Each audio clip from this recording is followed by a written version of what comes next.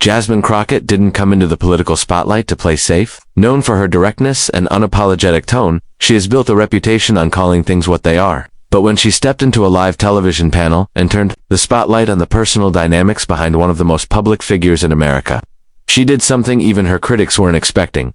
She exposed a contradiction that had quietly lingered in the background for years.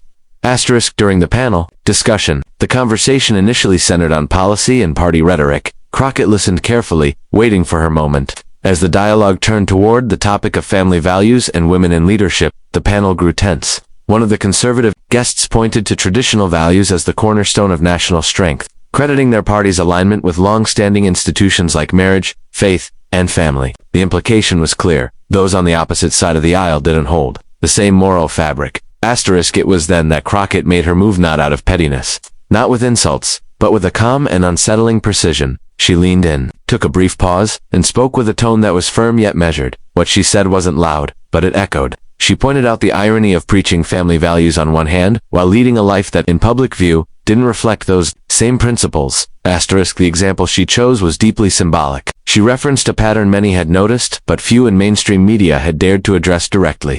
The frequent and conspicuous absence of a spouse who, for years, had been largely silent and missing from key public moments. Holiday photos, campaign rallies, interviews, gaps that people noticed but rarely discussed on major platforms. Crockett didn't speculate or sensationalize. She simply asked what many had already been wondering. How does someone champion the idea of tight-knit family values while standing alone in public over and over again? Her question cut through the noise because it didn't come across as a personal attack. It came across as a challenge to authenticity. If someone is going to use family as a campaign talking point, then the public has a right to understand whether that image aligns with reality.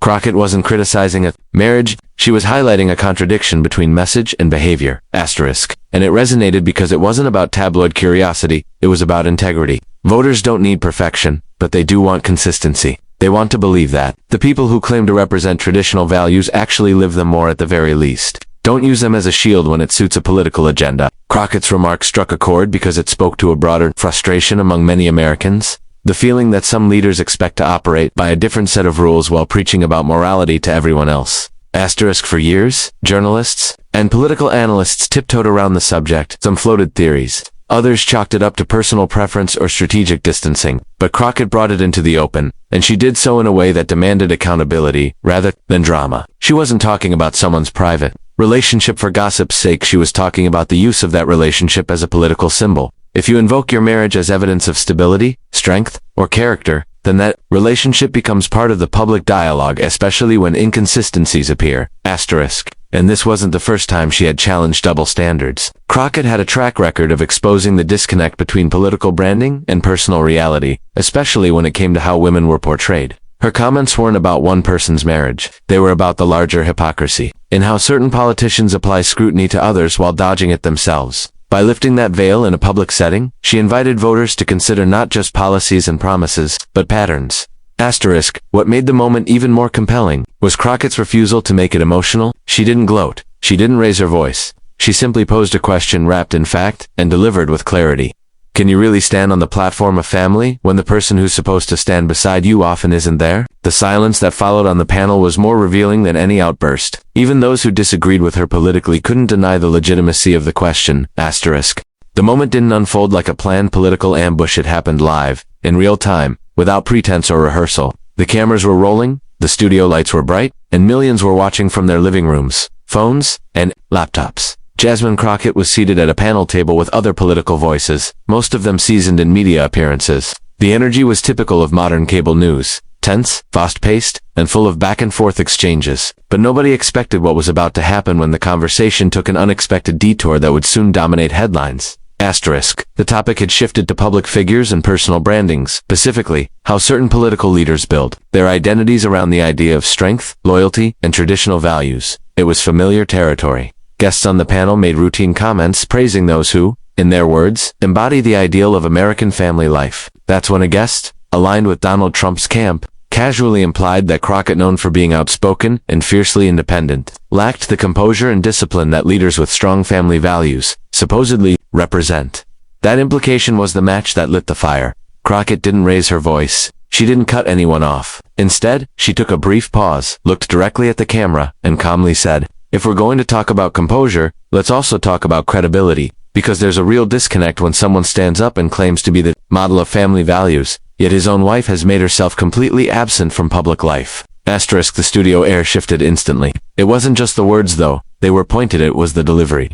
There was no sarcasm, no dramatic gestures. Crockett's tone was even, her expression steady. What she said felt less like a bombshell, and more like a quiet challenge that cut deeper because of its restraint. Asterisk, and she didn't stop there. She continued, I'm not here to speculate about anyone's marriage. That's not my place. But when you build a political brand around being the protector of American families, and the person who's supposed to be your partner in that image is nowhere to be seen, people notice, voters notice, and they have a right to ask what's real and what's just a campaign prop.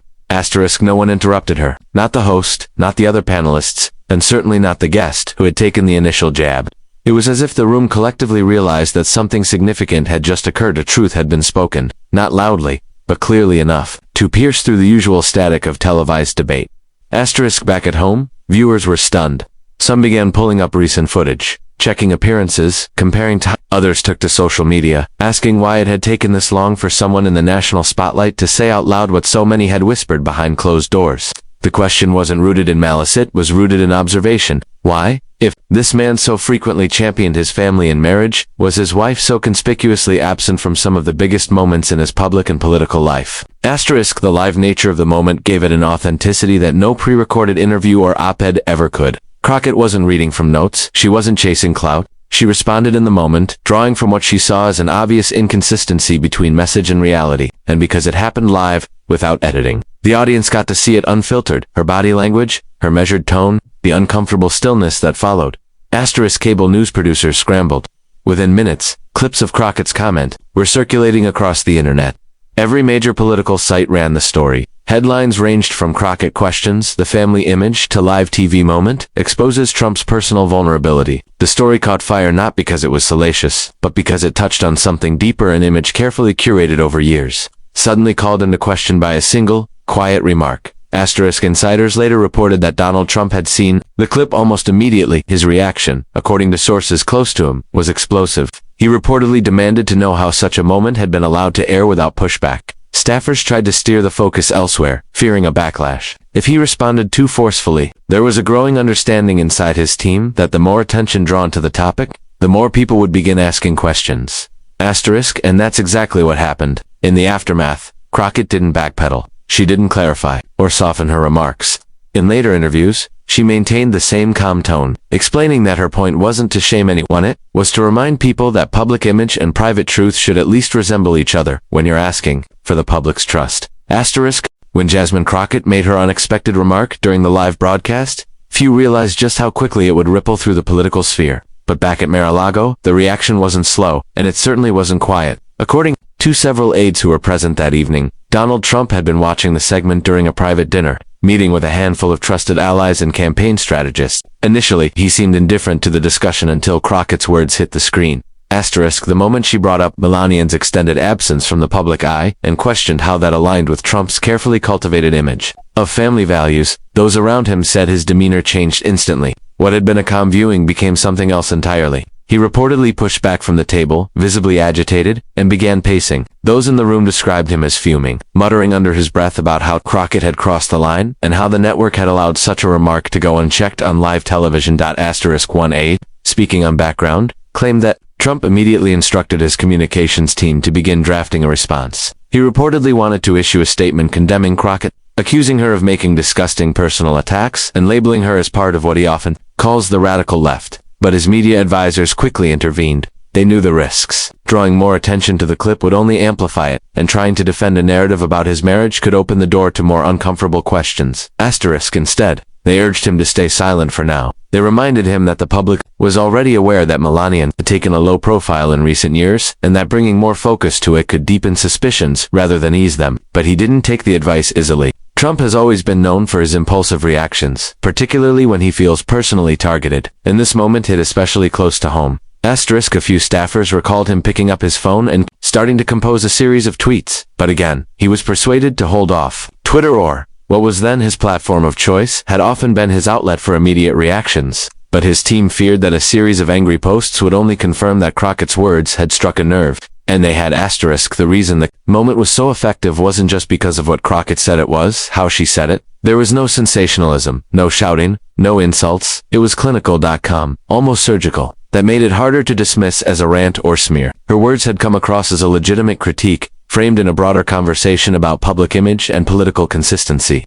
Trump's advisors understood this immediately. They saw the danger in responding emotionally to a statement that had been delivered with cool precision. Asterisk internally, the campaign began discussing how to shift focus. Some proposed scheduling a joint public appearance with Melania, even if it was brief, just enough to re-establish the image of unity. But those plans quickly ran into a familiar wall. Melania herself, according to insiders, she had long resisted participating in campaign events and had made it clear that her public role would remain limited. No amount of media spin could change the fact that her absence wasn't just recent, it had become the norm. Asterisk, as the news cycle picked up Crockett's comments, questions began surfacing again across social media and even among conservative commentators. Why had Melania missed key moments like the early campaign rallies, holiday messages, and major family announcements? Why was she not at his side when he made major statements?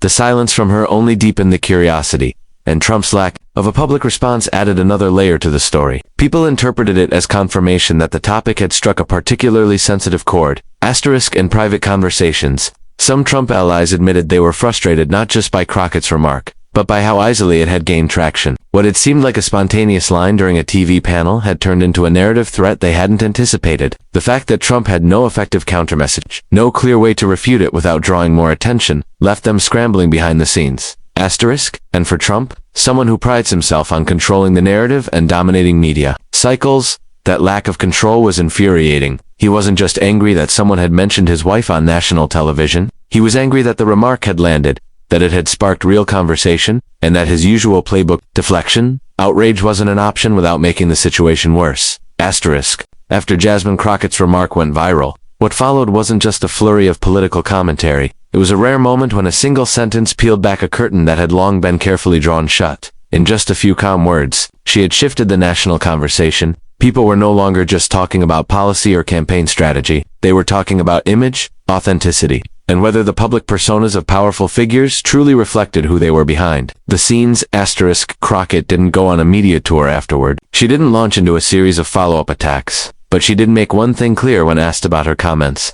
The issue wasn't about personal relationships, it was about public accountability. And in that, she found support not just from her base, but from a surprising number of people across the political spectrum. The story had touched a nerve because it revealed something many Americans were quietly growing tired of: politicians who spoke one way and lived another. Asterisk. In the days following the broadcast, social media platforms lit up with discussions. Users shared video clips of Crockett's moment, splicing them with older footage of campaign speeches where Donald Trump had referenced family and values. They pointed out the contrast, how his speeches often included nods to loyalty, tradition, and unity, yet the most visible member of that family, his wife, had been largely absent from the public stage. And it wasn't a one-time absence. It had become a pattern that spanned several years.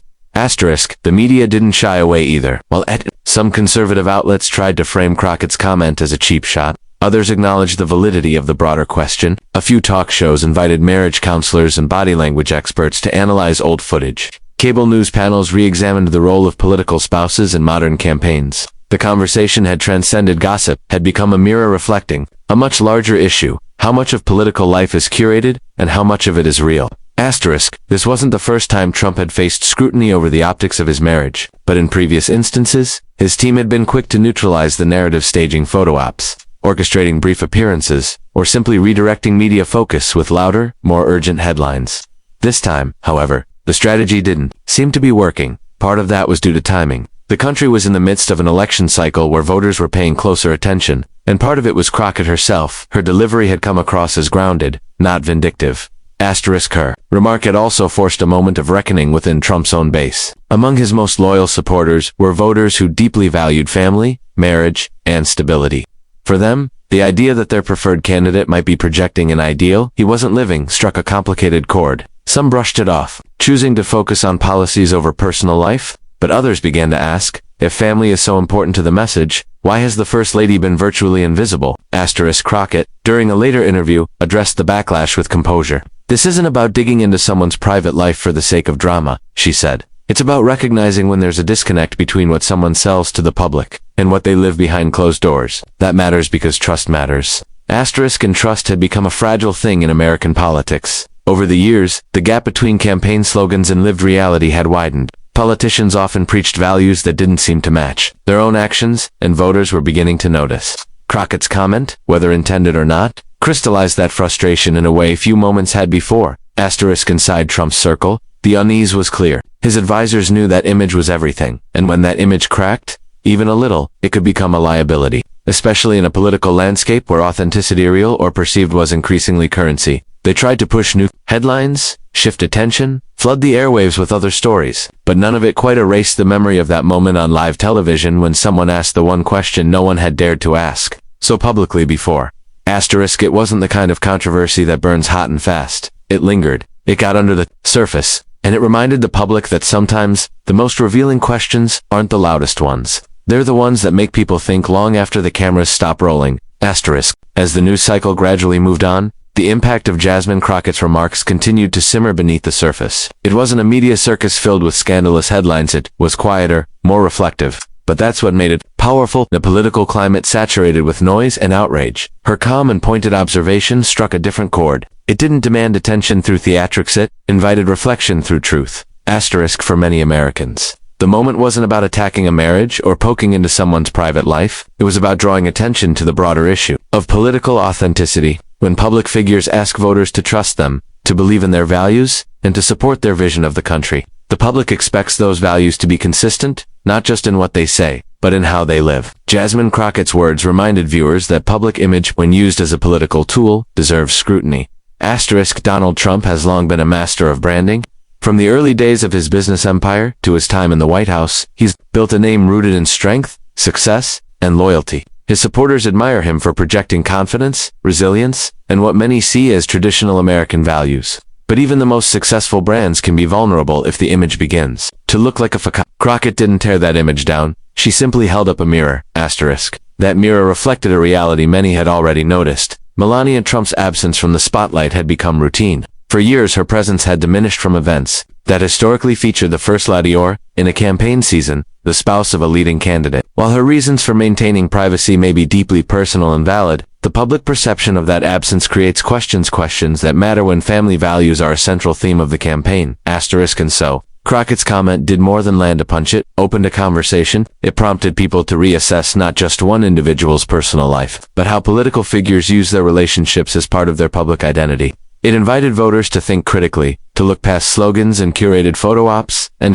to consider whether the story being sold matches the reality behind the scenes. Asterisk. In the end, authenticity remains one of the most valuable forms of political currency. Voters may disagree on issues, but what they increasingly seek is honesty. They want leaders who don't just speak to their values, but live them.